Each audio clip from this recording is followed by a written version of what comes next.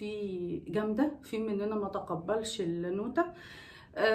الاديشن التاني الباي نايت، انا تقبلته جدا وحبيته جدا. كمان الجولد منه رهيب، وده بقى اللي انا عشقته جدا. نيجي بقى لرابع اديشن لو بارفان الاحمر ده بقى.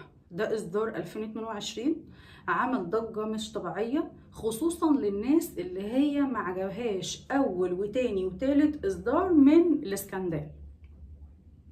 انا بقى بقول لكم ان الاصدار ده تحديدا من اسكندال يا جماعه فعلا بعيد كل البعد، لا يمت بصله لكل الاصدارات التانيه من الاسكندال بجد.